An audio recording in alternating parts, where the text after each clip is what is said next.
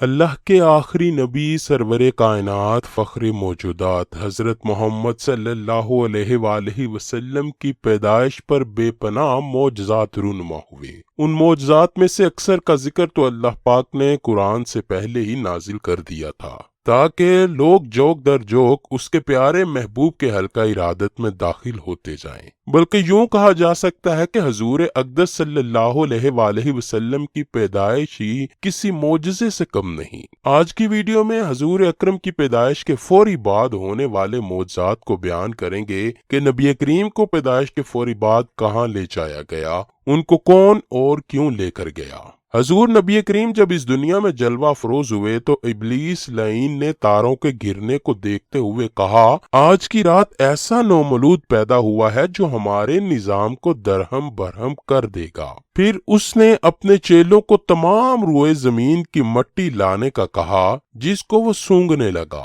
جب اس نے تہامہ کی مٹی سونگھی تو اس نے کہا، اسی جگہ سے ہم برباد کیے جائیں گے۔ یعنی شیطان لعین کی پریشانی کی وجہ یہ تھی کہ اس کا بنایا ہوا برسوں پرانا کفر و شرک پر مبنی نظام جس ذات عالی کے لائے ہوئے پیغام سے درہم برہم ہو جاتا وہ نبی مکرم کی ذات تھی۔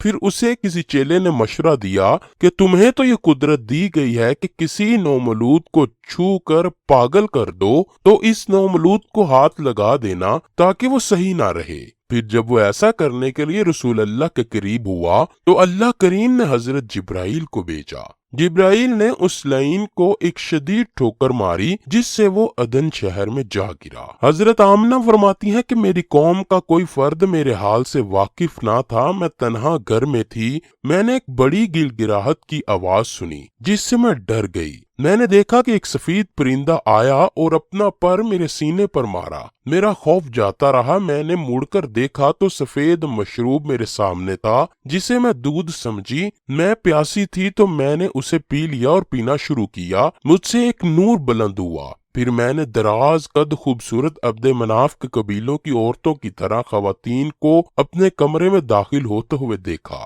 مجھے حیرانی ہوئی کہ انہیں میری حالت کا کیسے علم ہوا۔ پھر مجھے تکلیف کا احساس ہونے لگا۔ اب ایک اور گڑگڑاہٹ کی آواز سنائی دی۔ مجھے یوں دکھائی دیا کہ آسمان و زمین کے درمیان ایک سفید ریشمی چادر پھیلا دی گئی اور ایک کہنے والے کو میں نے یہ سنا کہ وہ یہ کہہ رہا تھا، انہیں لوگوں کی نظروں سے چھپا کر رکھو۔ مجھے مردوں کی ایک جماعت دکھائی دی جو آسمان پر کھڑے ہیں اور ان کے ہاتھ میں چاندی کے سفید لوٹے ہیں۔ میں نے پرندوں کی ایک ٹکڑی دیکھی جو میرے مکان کی چھت پر بیٹھ گئی، ان کی آمد سے میرے مکان کی چھت بھر گئی۔ ان کی چونچیں سبز زمرد اور پر یاقوت سے بنے ہوئے تھے۔ میں نے نگاہ اٹھائی تو مجھے مشرق و مغرب کے افق دکھائی دیے جہاں علم لہرا رہے تھے۔ ایک علم مشرق دوسرا مغرب میں تھا اور مجھے ایک علم کعبے کی چھت پر لہرتا ہوا نظر آیا۔ آپ صلی اللہ علیہ وآلہ وسلم کی ولادت ہوئی تو فوراً بعد ہی آپ کو ساری دنیا کی سیر کرائی گئی تاکہ تمام کائنات اللہ کے محبوب اور اپنے آقا کو پہچان کر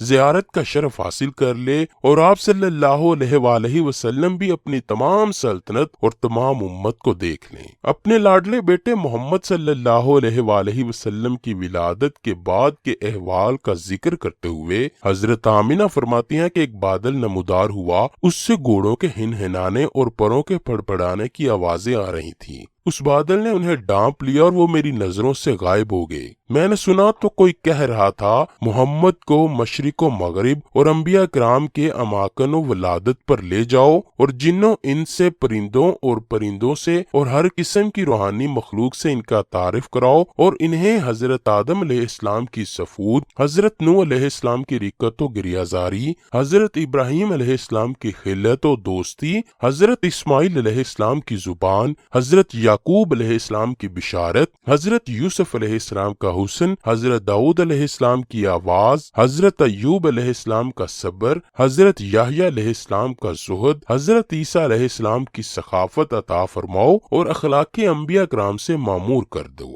حضرت آمنہ مزید فرماتی ہیں، پھر دوبارہ آپ صلی اللہ علیہ وآلہ وسلم میری نگاہوں کے سامنے ظاہر ہوئے۔ اس وقت ایک سبز ریشمی کپڑا آپ صلی اللہ علیہ وآلہ وسلم کی مٹھی میں تھا۔ کسی نے کہا، مبارک ہو، حضرت محمد نے پوری دنیا پر قبضہ کر لیا ہے اور ساری مخلوق ان کی غلامی میں آ گئی ہے۔ اسی طرح حضرت شفا سے روایت ہے کہ جب حضور نبی کریم پیدا ہوئے تو اس وقت میں بی بی آمنہ کے پاس تھی۔ حضور اکرم پیدائش کے فوراً بعد سب سے پہلے میرے ہاتھوں میں آئی۔ اللہ اکبر۔ ناظرین گرامی، کوئی اندازہ بھی لگا سکتا ہے کہ کس قدر بابرکت ہاتھ ہوں گے حضرت شفا کے کہ جنہوں نے سب سے پہلے نبی پاک صلی اللہ علیہ وآلہ وسلم کو اپنے ہاتھوں میں اٹھایا۔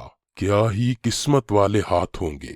خیر، حضرت شفا فرماتی ہیں، اس وقت میں نے کسی کہنے والے کو سنا، وہ کہہ رہا تھا آپ پر اللہ رحمت نازل فرمائے، آپ کا رب آپ پر رحمت کے پھول برسائے۔ آگے فرماتی ہیں، مشرق و مغرب میں جو کچھ تھا وہ میرے سامنے روشن ہو گیا، اور یہ روشنی اتنی تھی کہ اس میں نے روم کے محلات بھی دیکھ لیے۔ پھر میں نے آپ صلی اللہ علیہ وآلہ وسلم کو کپڑے پہنا کر بستر پر لٹا دیا۔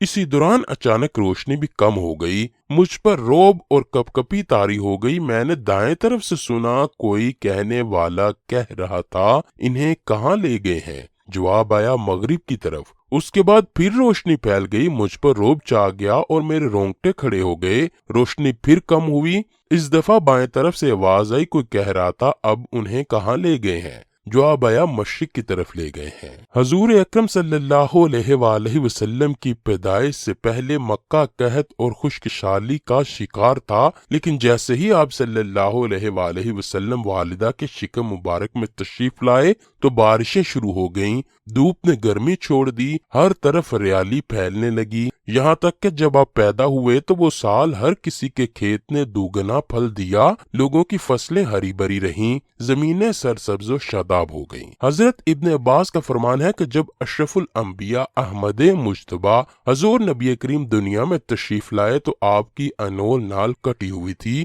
یہ وہی نال ہوتی ہے جس کو پیدائش کے بعد کاٹا جاتا ہے۔